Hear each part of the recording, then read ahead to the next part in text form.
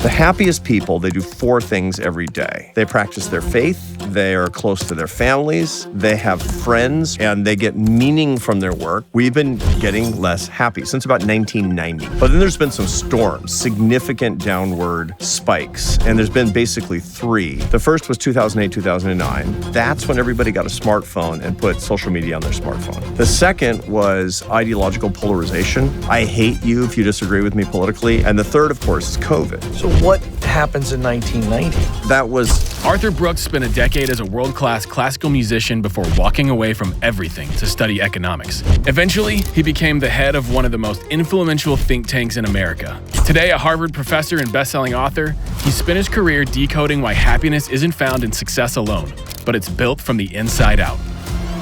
Here's the right ratio when you're looking at an opportunity. You want 75% excitement, 25% fear, and 0% deadness. Promotions can make you feel dead. And the reason is because...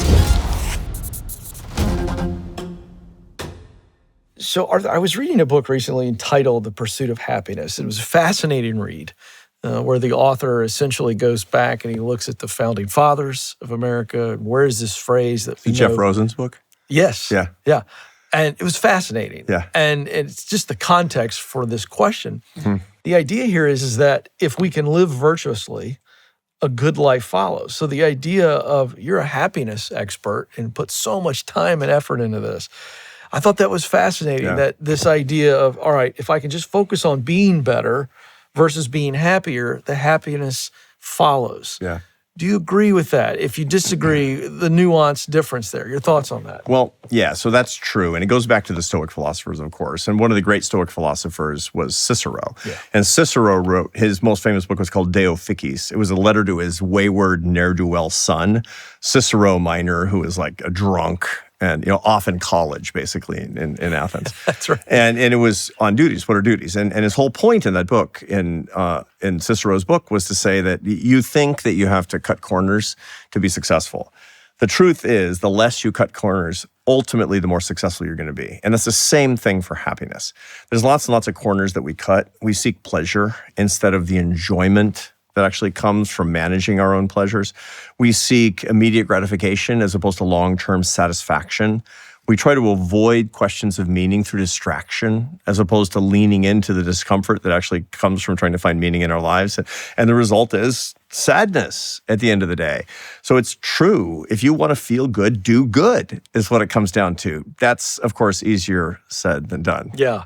Well, this strikes me as fascinating when you think about the data that we see about how unhappy America is becoming, or how much unhappy we've become. Correct. If you look at the past, you probably know that data far better than I. It's grim. It's actually grim. Is it the result of this pursuit of progress that is not just American, it's a human thing. Yeah. However, we Americans have made it really popular. Yeah. Progress, technology, the shortcut, the influencers, here's your 7 hacks, all this kind of stuff. Feels like that's the root of the unhappiness, yes? Well, there's a lot. I mean, the unhappiness has been, happiness has been declining. Happiness and unhappiness are not opposites. They're actually produced in different parts of the brain. So positive and negative emotion are produced with different organs in the limbic system of the brain for different reasons. Right. I mean, unhappiness is not the absence of happiness. We need both in order to ascertain threats and opportunities in the ancestral environment. And so you'd be dead without negative emotions. But what we find is that positive emotion, as understood and experienced over the long term in American life, has been decreasing. We've been getting less happy since about 1990, ticking down. That's the climate of happiness has been degrading. But then there's been some storms, significant downward spikes, and there's been basically 3 in this century. The first was 2008, 2009, and when I first started seeing those data, I thought, the financial crisis, That was healed, but the happiness didn't come back. Turns out that's when everybody got a smartphone and put social media on their smartphone. Yep. That was a huge downdraft in happiness. And there's lots of neurophysiological reasons for that. I can explain the biology of what actually happened to our brains when that happened. Yeah. The second was ideological polarization. Was this climate of I hate you if you disagree with me politically, and the media establishment complex that's trying to get us to stop talking to our sister because she voted for the wrong presidential candidate. That's pure monetization of the American people. That's conscription into a culture war where somebody else is profiting, not us, and it's made us enormous. That's what led to cancel culture. That's what led to safe spaces on campuses. That's what led to the radical activism on right and left in this country, which is really ruining our quality of life. And the third, of course, is COVID. Now, the problem wasn't the coronavirus per se. It was a reaction to the coronavirus where everybody went home, stayed home. Everybody started working at a distance. We started technologically mediating our relationships in radical fashion.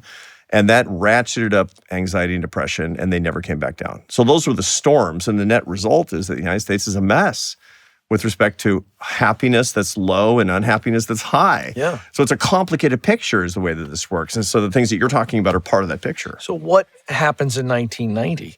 There's very clear storms here, those three you laid out, but what begins to happen, or what is the domino in 1990? What started the climate problem? Yes. Yeah. So what really started the climate problem, not rising unhappiness, but lowering happiness, was that there's four pillars of the happiest life that started to go into decline at the end of the 20th century.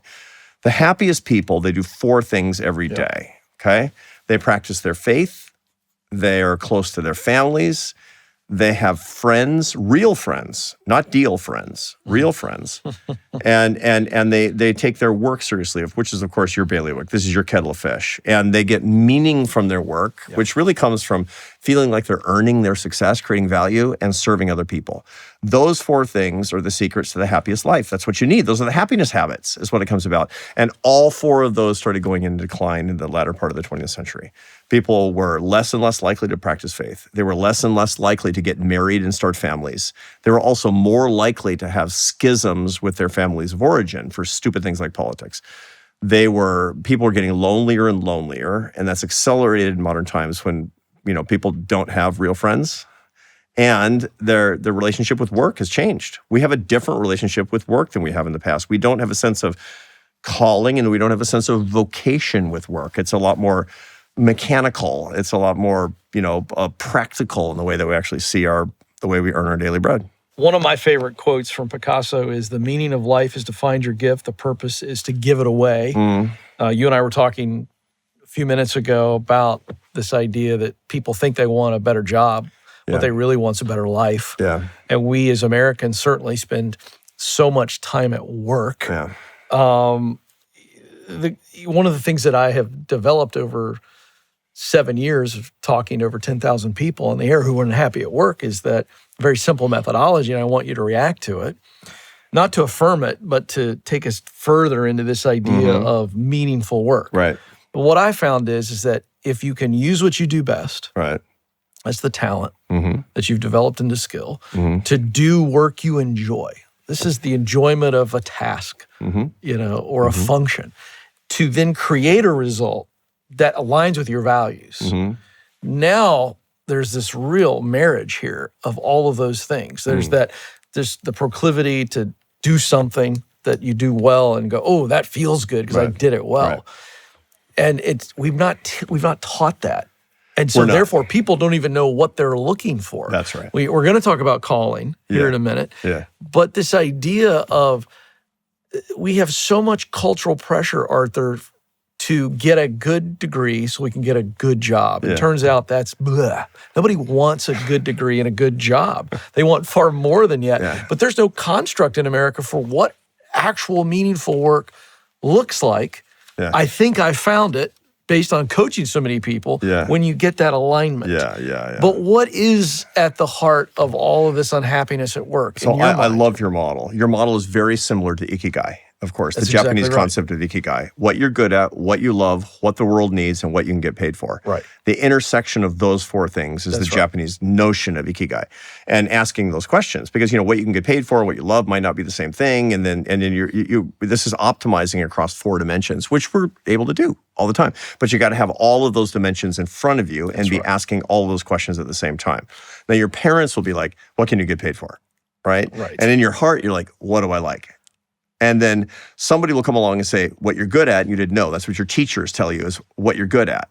And then you'll see out there in the marketplace what other people are doing, and that's what the world will pay you for. So you're getting all these inputs from different constituencies, and you need to be thinking about all these things yourself. Yes. That's really, really important. And together, that's what your vocation and calling are. Now, calling, there's a whole literature on calling. Calling is this idea of what you're supposed to do. It's a kind of a cosmic sense of what you're supposed to do. Now, I actually believe it is a metaphysical concept because I'm a Christian, and I believe there's something I'm supposed to do. Yeah. It doesn't mean that there's going to be a billboard out in the I-70. It's like Arthur Brooks is supposed to, and because I've gotten my calling wrong in the past. Actually, I've done it wrong. I've had 4 completely different careers. Right. And they're, super different. I was in the Barcelona Symphony playing the French horn when I was in my 20s. I was going to hit you with this, but I got to show this to our audience. We did a little prep. Oh my goodness. Because this is appropriate. What do you got, man? Look at that picture. Take me there. The French horn aficionado here. It's like the cover of a Harlequin romance novel. I mean, look at that. That is a preternaturally beautiful head of hair, don't you think? It's incredible. I mean, it's got a lot of vibes. I don't want to insult anybody, but now the question becomes this guy. That guy. Did he feel a calling to play the French horn professionally? He did not. I didn't think so. That's what I was doing for a living. And I did it well. How did that come about? It came about because when I was 4, I started on the violin. When I was 5, I started on the piano. When I was 8, I started the French horn, and I was really good at it, so I quit the others. And my parents wanted to have a classical musician. My mother was a professional artist.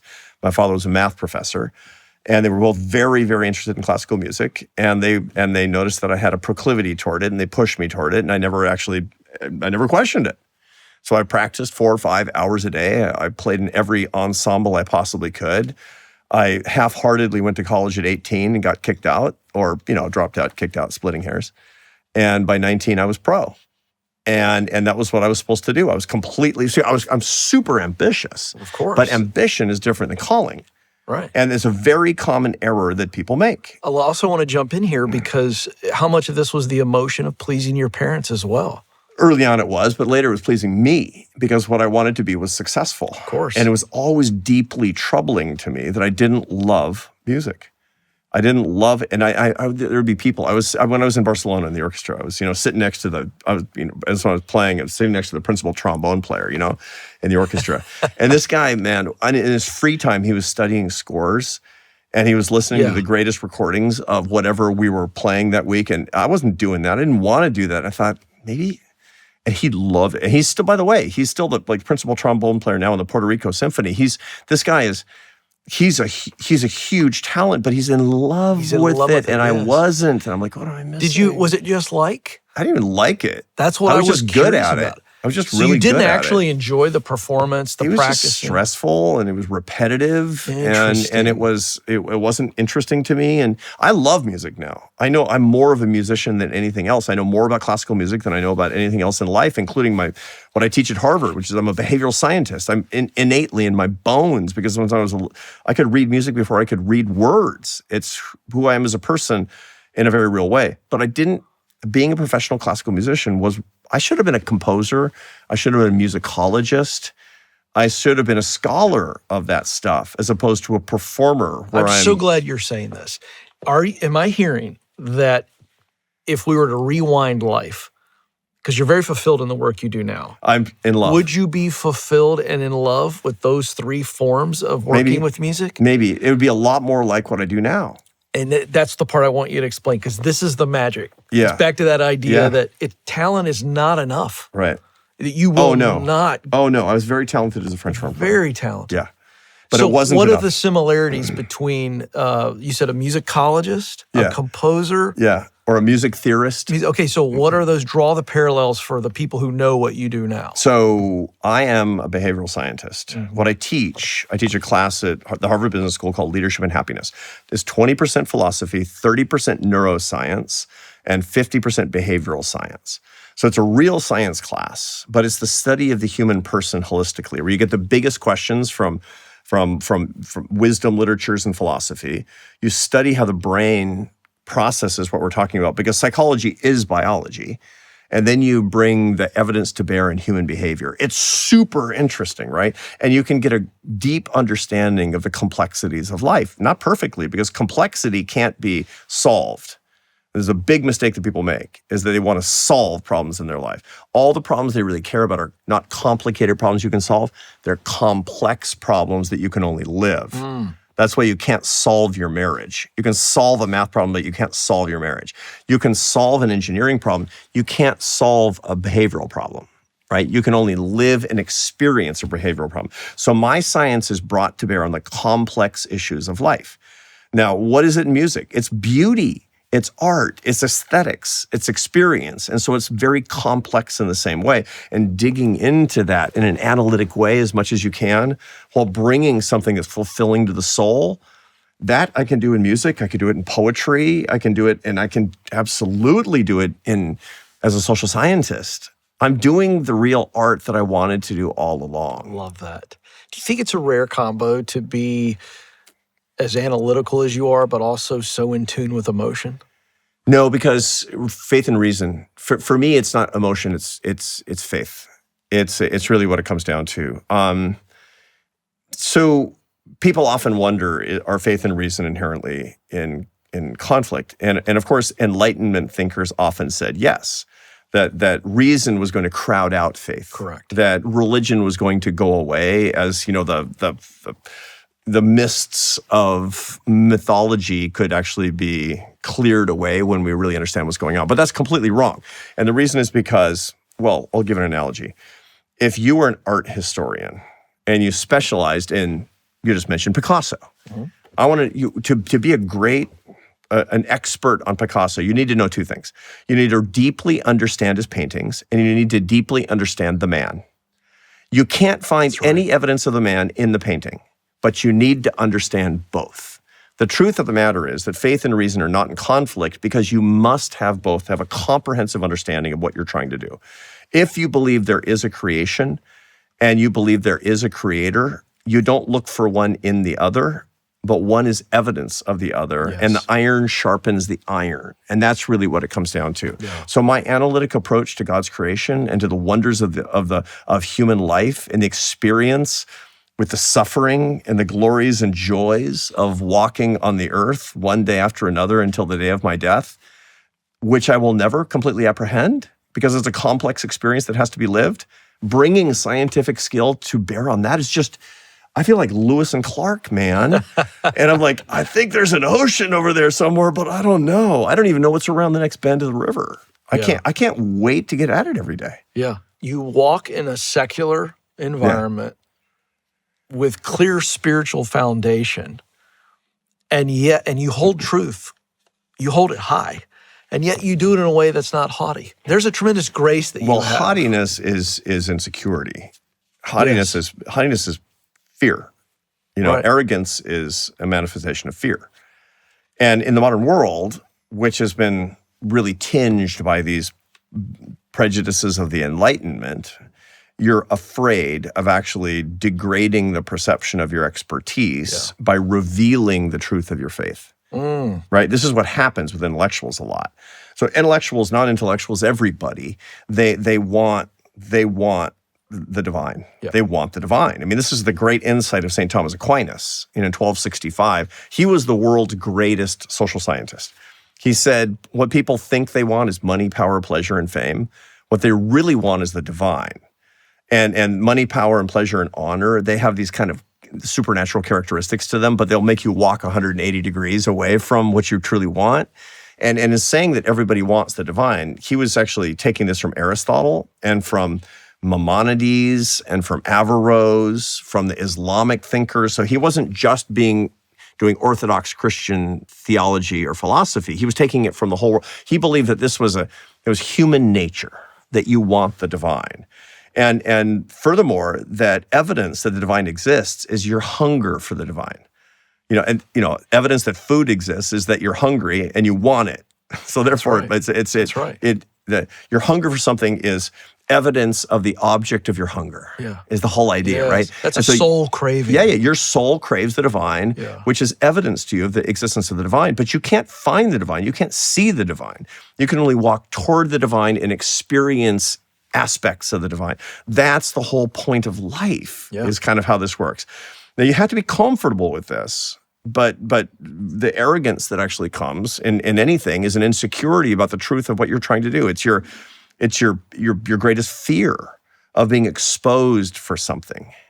You're exposed for being an inauthentic intellectual or being a faulty scientist. And for me, no, are you kidding me? Are you kidding me? I mean, it's like all of the greatest scientists of earlier times, most of them. I mean, Isaac Newton was a Christian. What am I? You told me a few minutes before we started recording that of your MBA students at Harvard, the two issues that they come to see you on is not the texts, it's not the syllabus, it's relationships and faith. And I find that interesting because I was going to ask you about this. We're seeing with young people, we're seeing a return to the faith. We're seeing orthodox, especially young men. Especially young men, we're seeing them crave orthodoxy, despite the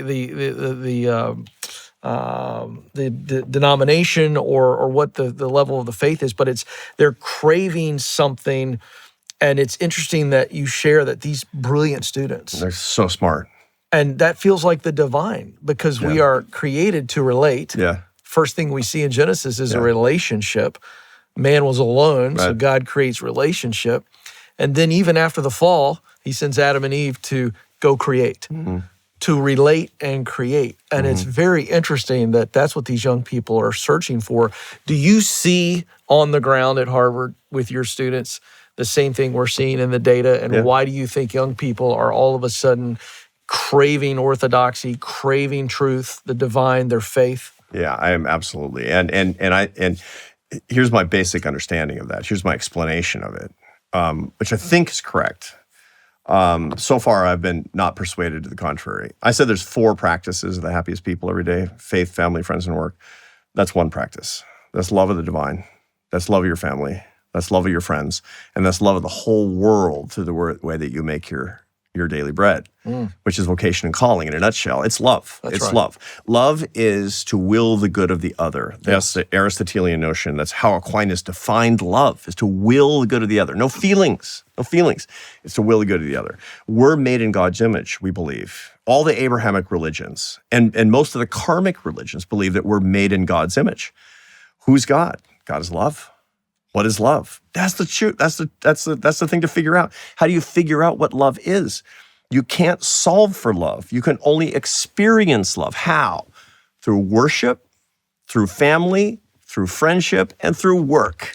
That's what my students want. That's what I want. That's what you want. That's what everybody watching us wants. They want more love. And we're in an environment where there's a love depression, which is the opportunity of our lifetimes. We are alive right now in the most exciting possible time because our mission is to bring more love to people, and the way that we do that is by showing them how to love. And that's my job. This show is sponsored by BetterHelp. I believe each of us is designed to play a unique role in life, but sometimes mental and emotional struggles can keep us from being the best version of ourselves. More people than ever are acknowledging that mental health directly impacts how we perform in our work and our lives. But over a quarter of those people still say they avoid getting therapy due to the fear of being judged. Folks, listen, the world is better when you're healthy and happy. So if you're thinking about starting therapy, contact BetterHelp.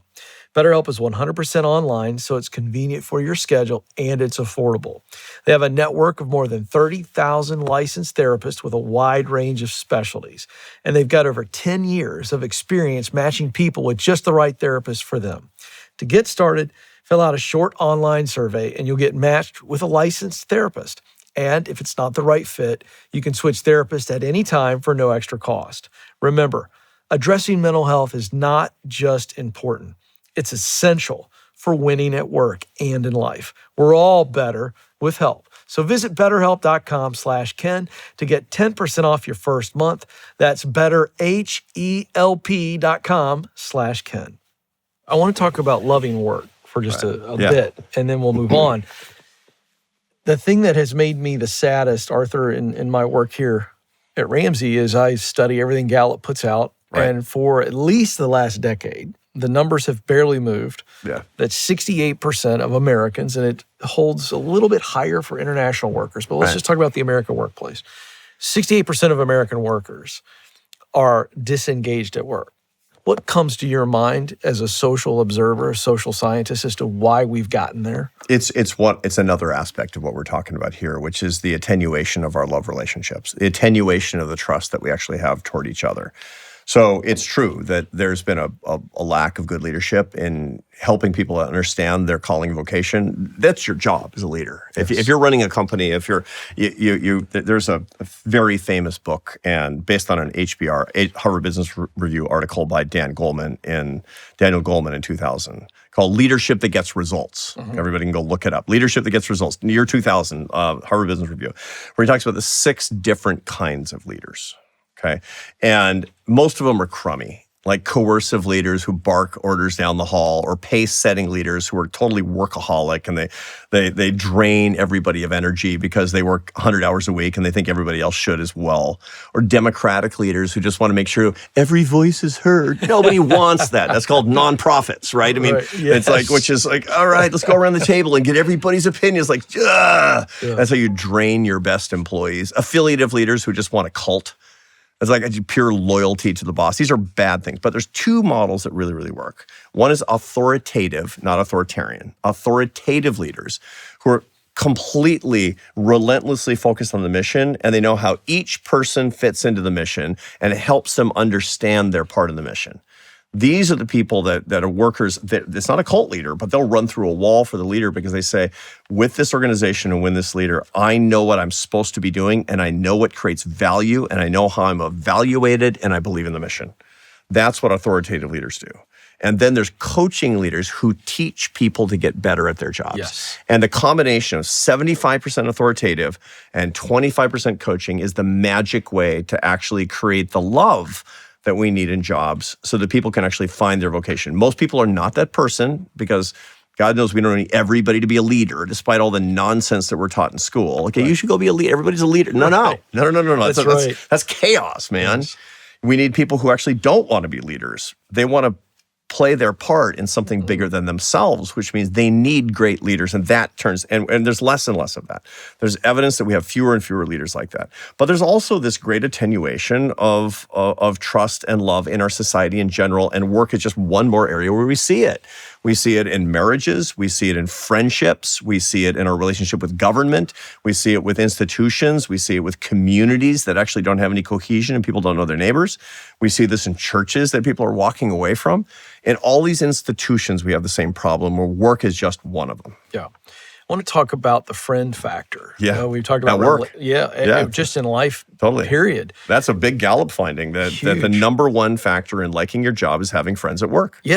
Yes, it's absolutely right. But what's interesting is there's a pushback. People are like, no, I don't want to be friends with people at work. I want to leave the work at work, which is so misguided and really. But that's not normal. That's just a meme. 100%. That's nothing more than a meme on social media. It's like some dude who's like, "Don't tell me that. Yeah. I play with my band on the weekends." Right. That's what I'm really all about. That's so true. That's one model of work. There's 4 kinds of careers, and there's one of them that really believes that. Yeah. That's called the transitory work model. This is the work of Michael Driver at the University of Southern California in the 1990s, talking about the psychology of work paradigms. And there are 4 kinds of psychological profiles, and everybody's one of them. Yeah. And one of them is the transitory, which is like, I don't live to work, man. I work to live. Yeah. I mean, it's like I work to live. And now I'm going to be a barista in Bangor, and then I'm going to fall in love with some girl and move to San Diego. That's all good. And maybe I'll drive a moving van out of Tucson. But don't tell me I'm my job. I'm not my job. Yeah.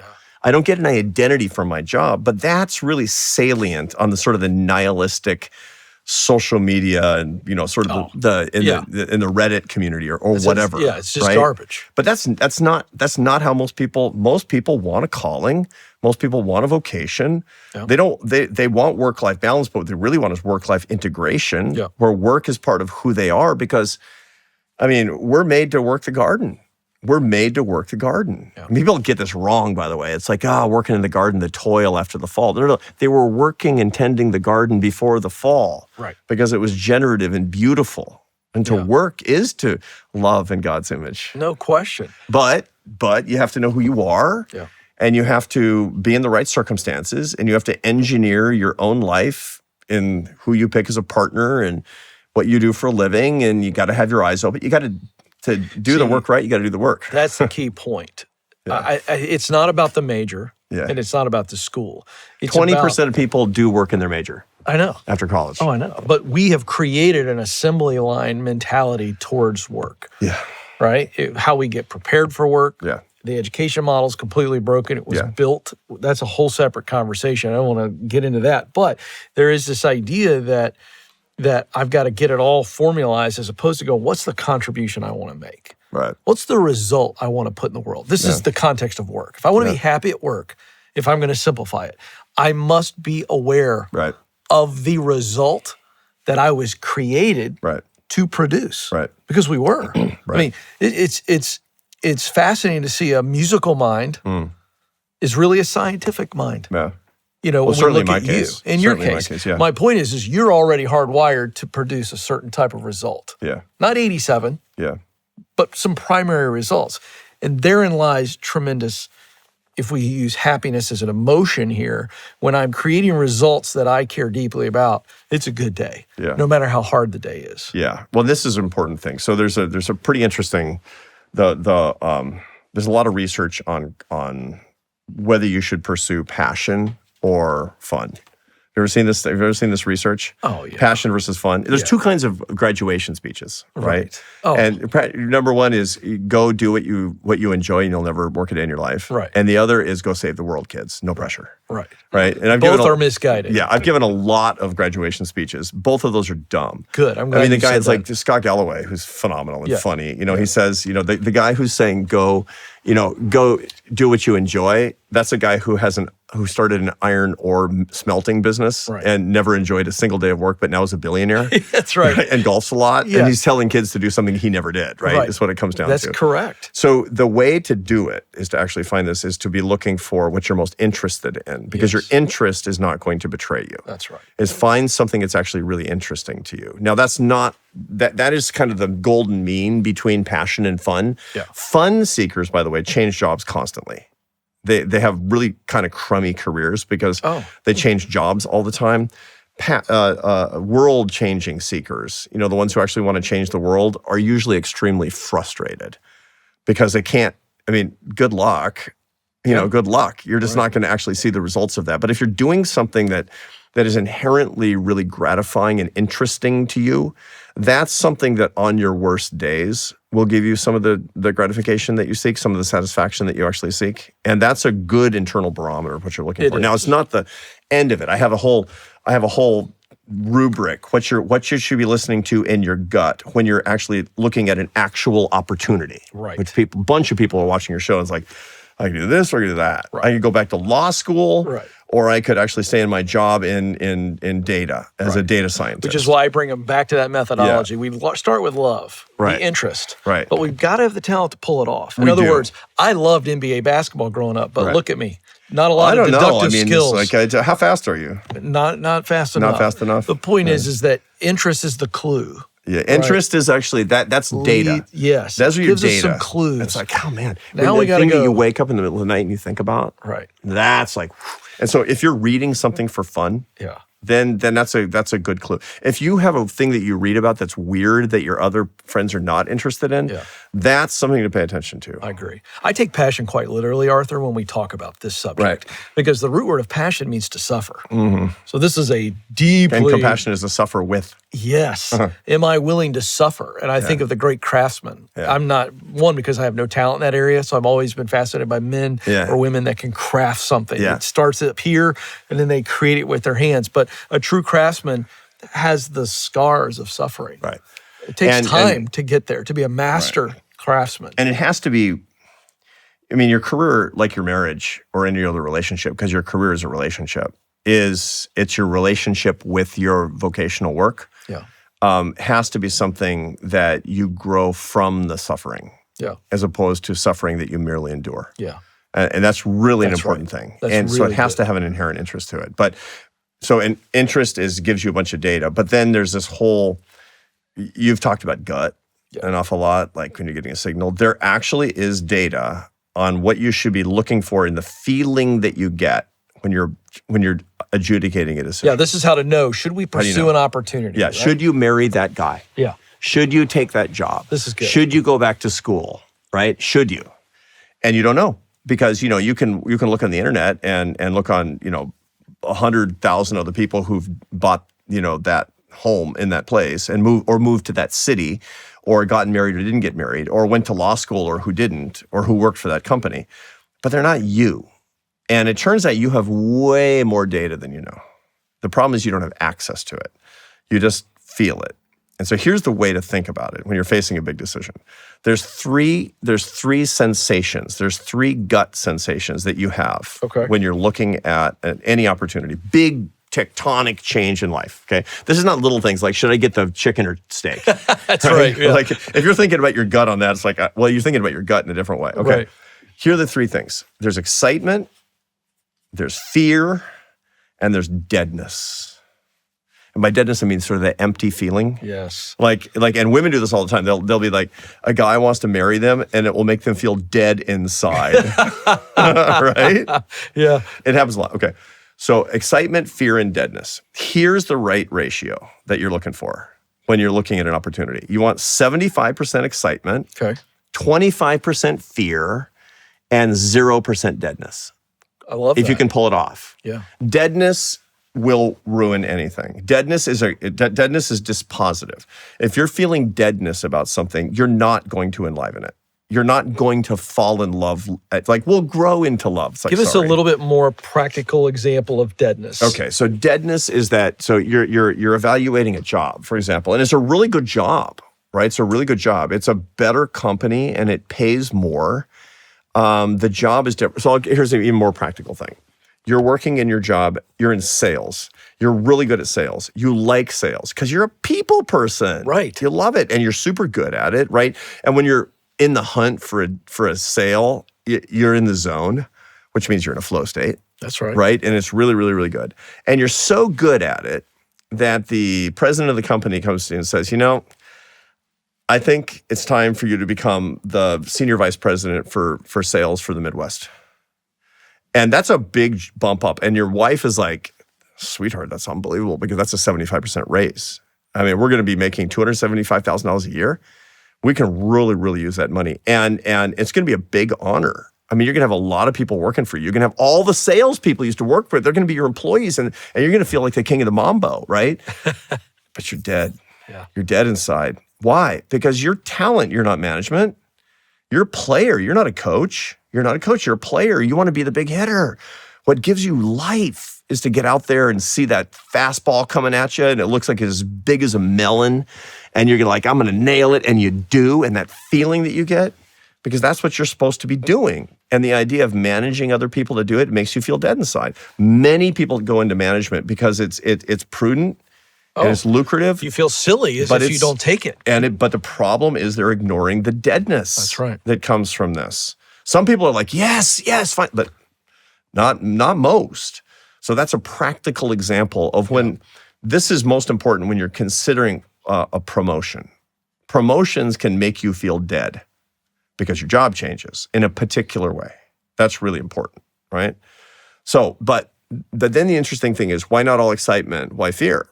And the reason is because excitement is what you're getting out of it right now.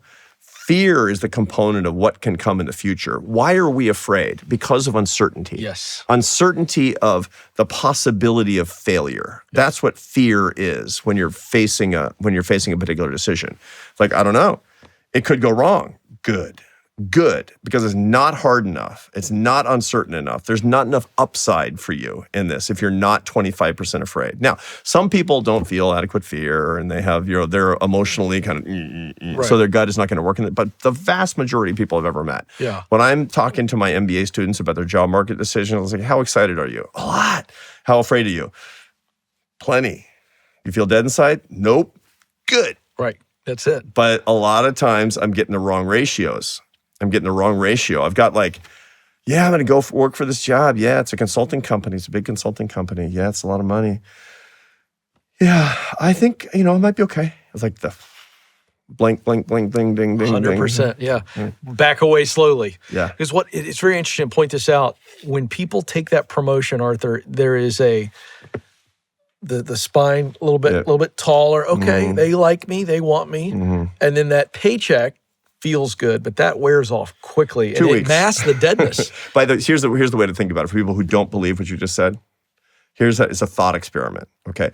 Last time you got your substantial raise, like 10%, 15%, a merit-based raise. And almost everybody who's going to watch Ken Coleman's show is successful and is a striver and is ambitious, so they've gotten this. Okay. That's right. When was the day that it gave you the most positive emotion? The day you found out about it or the day that it hit your check? It's a question that answers itself. Yeah. It's like the day that you found out about it, you went home and popped champagne with your wife or your husband, right? That's right. The day it hit your check, you're like, oh yeah, that's great. Yeah. Oh, that's really great. It's already worn off, but then you get the 100%. money. Your latest work, or at least the work that I'm digesting, and I say digesting because I'll never forget, I ordered from Strength to Strength, a good friend of mine, Les Parrott, who you're about to see a video question from him. He told me about this book. He's like, because I just turned 50 last July, so I'm coming up on 51. Thank you very much. If I had that hair, I could be president of the United States. I believe you could. And so I was walking in my neighborhood, Arthur, and so I've got the audiobook. And I remember when I read it to you. You did. And I remember when you unpack the whole idea of at 39, you just start to lose it. And to set it up for our audience, the fluid intelligence is what you call it, stopped at 39.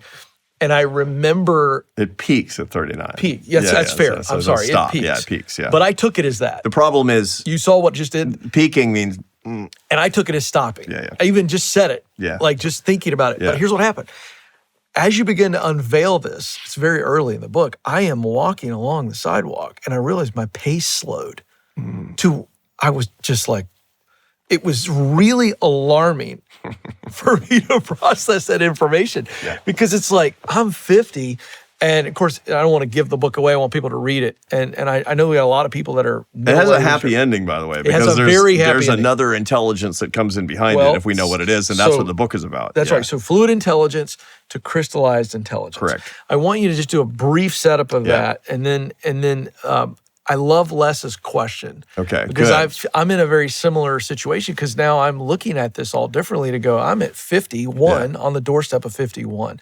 But explain the relationship from fluid to crystallized intelligence. So fluid intelligence is how the brain operates, especially in high performers in their 20s and 30s. It focuses on using working memory. Right. It focuses on innovation, individual problem solving, and indefatigable focus, hardcore focus. So if you're really good at what you do as a lawyer, as anything in the intellectual professions, air traffic controller, electrician, all these are intellectual professions, fundamentally. You're going to be really good at those things. I remember anything. I can crack a problem by myself if I put my mind to it. I can focus for a really long time on things that I'm interested in. And by the way, this does not rule out anybody with ADHD because ADHD people are better at focusing on what they're good at than people who don't have ADHD. Yeah, I mean, I have a son who's a Marine sniper.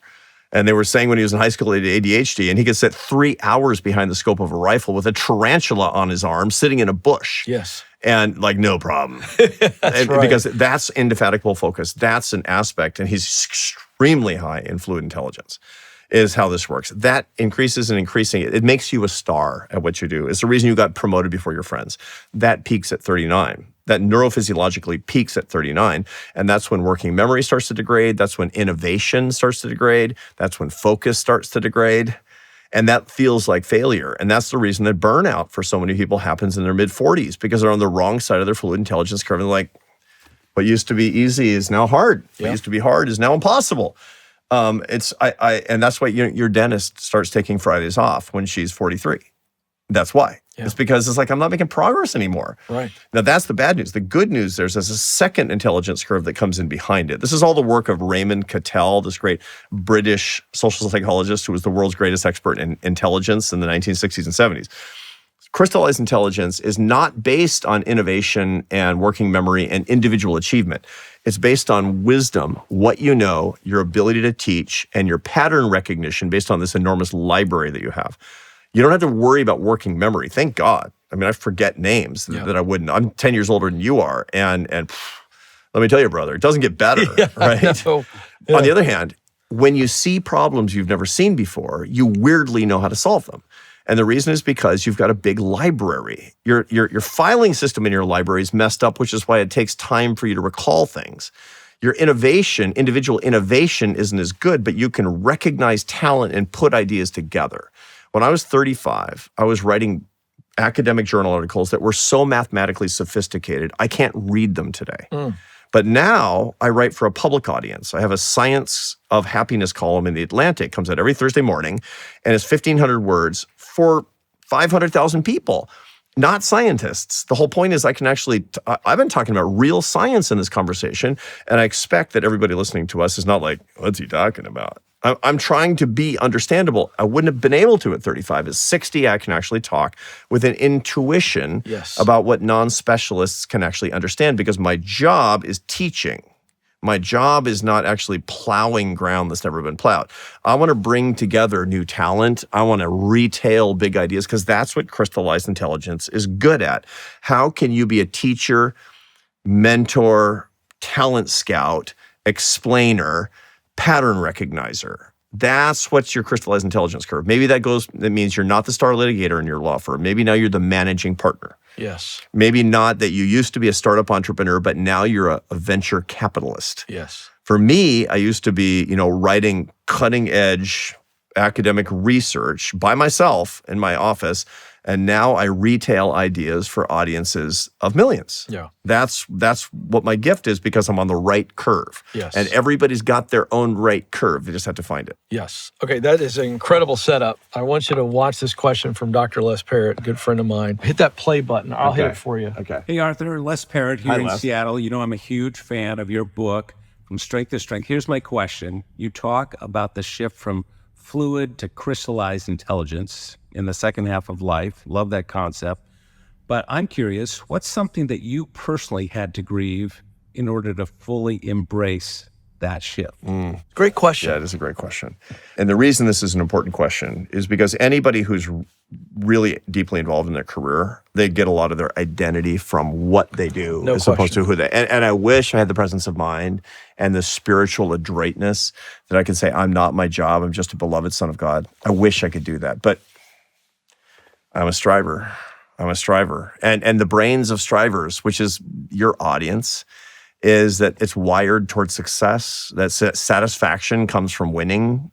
Satisfaction comes from the approbation of the world, of doing a good job, right? And so the result of that is that you get better and better at what you do, and your identity comes from actually being successful, and that's tied to a particular set of activities. And when you're tired or burned out or in decline or whatever it happens to be, that feels like death. That's what feels like death. Everybody has a death fear. Only 20% of people are actually literally afraid of dying. 80% of us aren't, but we all have a death fear, which is that attack on who we are. And if you're a success-addicted striver, losing your ability to succeed in the way that you've succeeded in the past feels like death. That's really important. For me, that was music the first time. I mean, I didn't love it. I didn't even like it. But man, oh man, I like the applause. And I like the fact that I was, when I was a kid, I was special little Arthur with his French horn, right? And I was growing up, Arthur was I was playing in the first chair in the Barcelona orchestra. I was the associate principal French horn in the best orchestra in the Mediterranean region. And that was status for me. I was objectifying myself by being a position, not being a person. And tearing that away was really important in my late 20s because it gave me a lot more comfort with what was to come, right? When I left the American Enterprise Institute as president in my mid-50s, I remember I wanted to leave. I really wanted to go do something else. And I knew I had to because I knew enough about careers, given my social science background, that you can leave an important leadership job in two ways. There's two ways to leave an important leadership job. You can leave before you're ready, or you can leave on somebody else's terms. Yep. You choose. And I don't like door number 2. So I left in door number 1. And I remember I was on a plane and I was praying, Lord, help me to make the right decision that I don't want to make because I'm afraid. I'm afraid. And I wasn't grieving it. I was just fearful. I was fearful. It was my death fear. It was like, I'm going to die. I know I'm going to leave this important job as a president of this think tank. It's not that important, but you get for me, it felt important, right? And I'm going to go do this new thing, and probably it's not going to succeed. And I'm going to try to start a happiness business. What the heck is that? What are you talking about, right? My wife was like, yeah, sure, I don't care. Let's do it. I just love you, right? Yeah. But for me, I was like, this is probably going to fail, and I'm going to feel like a nobody for the rest of my life. And I wasn't, grieving is one thing, right? Because of the loss of something, that's sadness, right? That uses a part of your limbic system called the dorsal anterior cingulate cortex, which is the feeling of losing something that you love or being socially rejected. When somebody gets fired from something that they really like, that's what gives them the sense of grief. I didn't have that.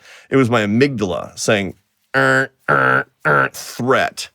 This is a threat. This is a threat to your image of who you are as a person. And so I was just afraid, and that's a pride problem, is what it comes. Now, okay, this might sound like neurobiological hair splitting, but the truth of the matter is that I had to have a whole lot of faith in going through that. The first one, leaving music, was just really, really hard. The second one, leaving my job as a president at the age of 55 and hoping for the best, that I was not going to go from who's who to who's he, suddenly was really, really important for me to get through, because then I had to embrace the risk and say, being important is less important than doing what I believe is God's will for my life. That's so good. I love that. Thank you, Les, for that beautiful question. Yeah, really good. All right, let's go right here for a question. Arthur, you've been talking about happiness, and I was just curious if happiness is like changes regionally or the scale changes around the world, like if you're in Sudan or the Solomon Islands or New England or Tennessee. Yeah. So that's a great question. And I get that question a lot because the United Nations puts out the World Happiness Index, and we have a World Happiness Day, et cetera. And that's really keyed into these surveys that compare countries. Those surveys aren't great. And part of the reason is because, imagine that I had a survey of who has the best music in the world. And the way that I did it is I went to 1,000 people in each of 100 countries, and I said, how much do you like your local music? And then I took how much they like their music to decide who has the best music. You'd be like, that's not right. That's not you can't judge who has the best music on the basis of who's most enthusiastic about their local music, for Pete's sake. That's kind of what we're doing. There's a big problem because people in different parts of the world answer happiness questions in different ways. People for example, in the Scandinavian, the Nordic countries, they answer those questions on the basis of contentment. Contentment. There's this whole concept in Danish called hygge. I know this because my grandfather spoke Danish as a kid. That was his first language. And hygge means kind of this cozy contentment when things are right in the world, in your life. It involves a comfy couch and friends you like and not too much stress. I don't want hygge. I'm an American. I want adventure. I want opportunity. I want the frontier. I want the Tennessee version, not the Copenhagen version, which illustrates the fact that how we answer happiness questions is highly culturally specific. So the comparisons between countries are not great. That said, there are certain things that bring down happiness for everybody around the world. If your kids are dying of preventable diseases and a caloric deficiency, or you're in war, I don't care if you're in Burundi or Baltimore, you're going to be less happy because you're going to be highly stressed is the way that that's going to work out. So some things are really intuitively obvious, but above the level of, basic comfort and subsistence and being able to make our way, then things are highly, highly culturally specific. There's a reason that my grandparents got on the boat and came to the United States from Denmark, which is it's boring there, man, because they didn't want hygge either. They wanted to be in the United States. They wanted to start a farm, and their kids went to college for the first time, and they were orphans. They were illiterate orphans when they came to the United States, and their kids went to college. Unbelievable. That's not hygge per se. I got nothing against hygge. I've been to Copenhagen. It's awesome. I love it. I love it. Denmark's great. But that's not the life that actually defines happiness for me, which makes perfect sense. Good for them, but we're different. And that's why the happiness comparisons are not great. Using those four foundations, coming back to the faith, family, friends, and work in your life, even now. Yeah. Or you can take us to the past through your patterns. I'm curious, which one of those four areas you've had to work the hardest, or maybe you've had the greatest challenges Right. in being happy in those areas? Yeah. So we need a balanced portfolio, right? My biggest challenge is over-indexing on work because that's what I'm best at. You over-index on what you're best at. This is what we naturally do. And so it's very easy for me when I'm not disciplined about my life to have work crowd out the other things. It's hard for me. And the fact that I've moved around a lot means I have to be paying real specific attention to friendship because I have tons of deal friends, but I need real friends. And so I have certain people that I talk to. I left a voicemail for one of my very best friends yesterday, and I talked to on the phone another one, and I exchanged about 10 text messages with another one. So I have to be very disciplined about the friends one because that gets crowded out. What I find is that more and more as I get older, in particular because of my beloved wife, that the faith one gets better and better and better and better and better. So and part of it, but by the way, all of these things are protocols. All these things are protocols. I go to Mass every morning. I'm a Catholic. I go to Mass every day. This is one of the great things about the Catholic Church is it's like Starbucks. It's a franchise system. They're on every corner, and they have an incredibly uniform product around the world. 450,000 Masses around the world every single day. And so no matter where I am, because I'm on the road 48 weeks a year, I mean, I'm in Franklin, Tennessee right now, and 1 block from my hotel, there was a 7 a.m. Mass. Phenomenal. And then I will end the night tonight praying with my wife on FaceTime. We'll do our rosary together. Okay. We'll pray this sort of meditative and ancient 1,000-year-old Catholic prayer and praying with my wife is the most intimate thing in our marriage for sure. And so that's a really, really important part. Family's tough, except that, that's one of the reasons I've made the decisions that I have, which is, we made a joint family decision some months ago, almost a year ago now, for everybody to figure out where my kids were going to raise their kids, and then we all moved there. And that was a hardship for, professional reasons. It's hard to, move away from your job and maintain 2 homes and go back and forth and all that. But I'm telling you, the fruit of that is that we have a big house, and one of my sons and his wife and their son are living in the first floor of our house, and we're in the 3rd floor of our house. And it's like a 1940s Catholic family. And then my other son, my Marine, is with his wife and son living up the street, and my little girl, when she'll be commissioned as a Marine Corps officer in a few months when she graduates from college, and she'll be in Virginia at least temporarily as well. And the whole point is we're making the effort to be together, as opposed to everybody kind of in their own corner doing their own thing. And then I'll see my grandkids 3 times a year, and I wasn't. God bless anybody who makes those particular decisions. I'm not judging, but for us, it just wasn't good enough. So I take my research seriously. Yeah. I'm like I eat my own cooking. Right. Because I know it actually works. Right. Don't over-index on work, number 1. Make family decisions, notwithstanding the sacrifice, where you can actually be together, number 2. Make your faith a set of protocols. It's not an emotional thing. Your faith is a set of disciplines that you practice in your life. That's all about practicing. And then 3rd, you take the time for your friendships and you put it in your schedule the way that you would anything else, like your workout. 80 plus years now, the most famous research ever done on the power of relationships by Harvard. And David McClellan at one point was leading the study. The Harvard Study of Adult Development, yes. the so-called Grant study? Yes. Yeah. And he's quoted, I don't know if he said it, but it's out there. He's quoted as saying 95% of your success or failure is related to the people you spend the most time with. Yeah. Where I can grow and where I should grow, it's going to have to be intentionality to be around men that are ahead of me there, that are winning there, that will walk with me there. Yeah. I tee that up to you because I'm simplifying success in those 4 areas, by the way. And I agree with your 4 foundational areas, the faith, family, friends, and work, to be happy, to be successful in those areas. It's all about the people I'm spending time with, and life is so precious, time so fleeting. I'm in that stage of my life of who am I spending time with in these areas? Yeah. So the study you talked about, the Harvard Study of Adult Development, is a longitudinal study that goes over 85 years now. It started with guys who were 18 and 19 years old studying at Harvard in the late 30s. The original sample included Ben Bradley from the Washington Post. It included John F. Kennedy. It was actually in the original sample. And then it was married up with non-Harvard guys who actually didn't go to college. And that sample actually included the Boston Strangler, of all things. Really? I didn't know that. Yeah, totally. I mean, this is like, social science is the best because you never know who you're going to get in your survey, right? That's right. And then it followed them, and then it had their spouses, and then it had their kids, and it became demographically representative of college, not college, high income, low income, men, women, races, ages. And it followed them to be a crystal ball. How did they live their lives to see whether or not they were successful? Now, what's success?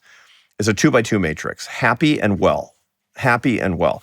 Nobody cares how much money you have with when you die. Everybody to be successful wants to be a happy person and wants to be well. Well with others, well in their health, wellness and happiness is really what it comes down to. So the happy and well quadrant, we want to know what they did to get there, what they were doing in the 20s and 30s and 40s. So this stuff is gold, man. Yeah, and absolutely. So it's what, and by the way, it doesn't matter when you start these things, but the earlier you start, the better, like anything else, okay? There's 7 things. And this comes from the work of George Valiant, who ran the study for 30 years. Now it's Bob Waldinger, who's a friend of mine. He's phenomenal. Everybody look up Robert Waldinger. He writes beautiful books based on these data. And these data are just a complete goldmine. Okay. The first 4 of the 7 are pretty obvious. Smoking, drinking, diet, and exercise.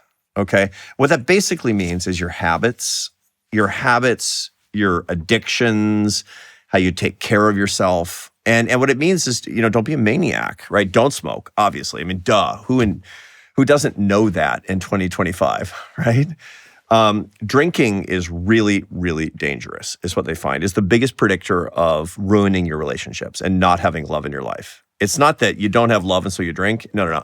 You don't have love because you drink, is what it comes down to. And if there's any alcohol problem in your family, don't drink at all, is basically what it suggests, right? And it's like, don't turn off the show, folks. I mean, it's like that. Right, but, right. I get it, but that's really what it says, that alcohol and now substances, all of this stuff was done before, like pot is legal. Sure. And all this stuff is very neurotoxic.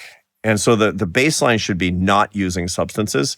And if you do, it's because you're making a decision in your life, but never making those things a habit. Right. Is really important. And that stuff really changed my life. I don't use any recreational substances that actually, I don't use any euphorics at all in my life because it's just bad for you and it's dangerous on these.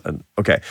Diet and exercise, and obviously these are a big thing, and we don't have to go into details on it. Now, the last 3 are psychological more than they're physical. Number 1 is having something you're good at to take care of your problems.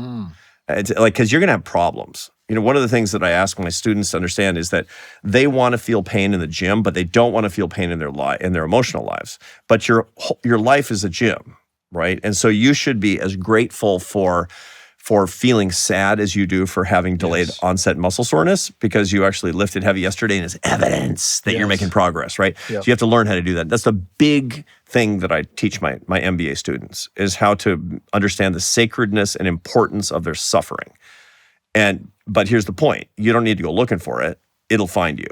The question is, what are you going to do when you find it? And there's a whole suite of techniques for doing that. It's called metacognition. It's not just therapy.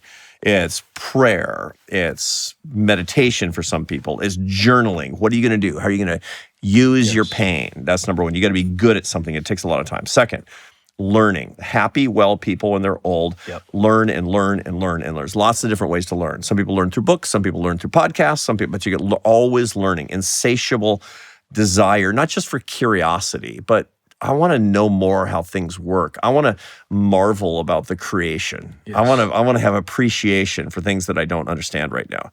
And last but not least is the quality of relationships. And that's by far the most important. Number 7 is that happiness is love. Full stop is what it comes down to. Now, what is love? It's what we've talked about before. What are the dimensions of love, the aspects of love, the macronutrients of love? Faith, family, friends, and work.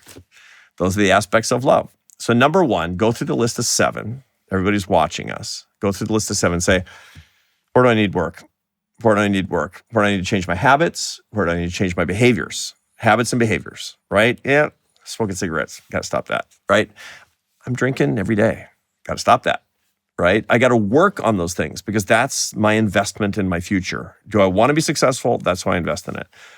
Then on the last one with particular emphasis, where am I weak in the deposits, in the 4 dimensions of love?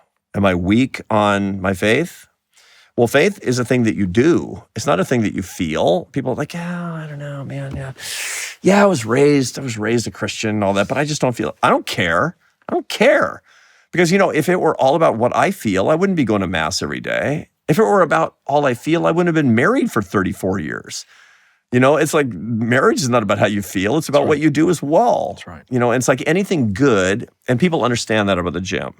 They don't want to go to the gym today. I don't care. Right. Go to the gym today. That's right. I don't want to. I want to eat 6 bowls of ice cream. I don't care. I'm not going to do that.